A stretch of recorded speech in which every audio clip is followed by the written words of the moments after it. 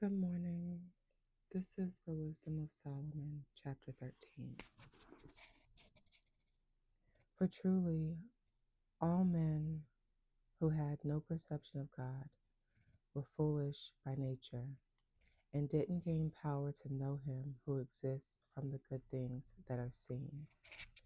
They didn't recognize the architect from his works, but they thought that either fire or wind or swift air or circling stars or raging water or luminaries of heaven were gods that rule the world. If it was through delight in their beauty that they took them to be gods, let them know how much better their sovereign Lord is than these, for the first author of beauty created them. But if it was through astonishment at their power and influence, then let them understand from them how much more powerful he who formed them is. For from the greatness of the beauty of created things, mankind forms the corresponding perception of their Maker. But yet for these men there is but small blame, for they too, perhaps, go astray while they are seeking God and desiring to find Him.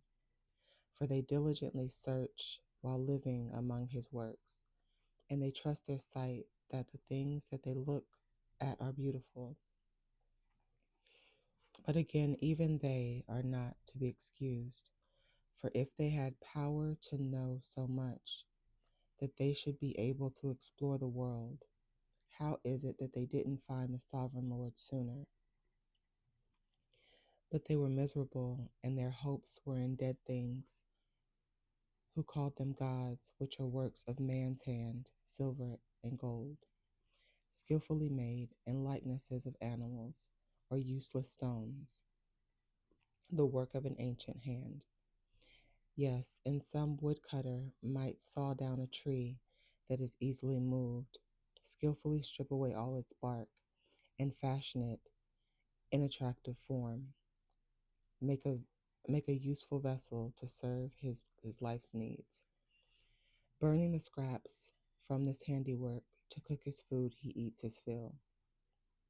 Taking a discarded scrap, which served no purpose, a crooked piece of wood, and full of knots, he carves it with diligence of his idleness, and shapes it by the skill of his idleness. He shapes it in the image of a man, or makes it like some worthless animal, smearing it with something red, painting it red, or smearing over every stain in it. Having made a worthy chamber for it, he sets it in a wall, securing it with iron. He plans for it that it may not fall down, knowing that it is unable to help itself, for truly it is an image and needs help. When he makes his prayer concerning goods and his marriage and children, he is not ashamed to speak to that which has no life. Yes, for health he calls upon that which is weak. For life he implores that which is dead. For aid he supplicates that which has no experience. For a good journey he asks that which can't so much as move a step. And for profit in business and good success of his hands he asks ability from that which has hands with no ability. So my take on that is that, again, everything that we need is in God. Everything that you see was made by God. And if it wasn't directly made by God, it was allowed to be made by man. But there is nothing that is made on earth that should be worshiped or praised or presented over and above God, who is the sovereign Lord of all.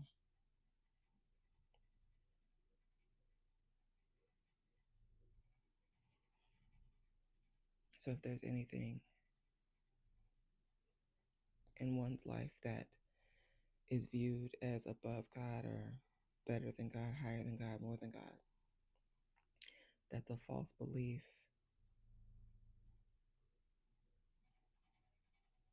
It's a false belief.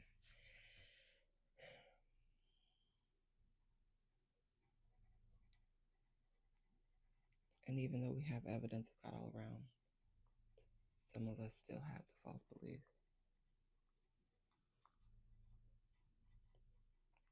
But there is time to still seek God. You still got a chance. Like he's willing to hear from you. So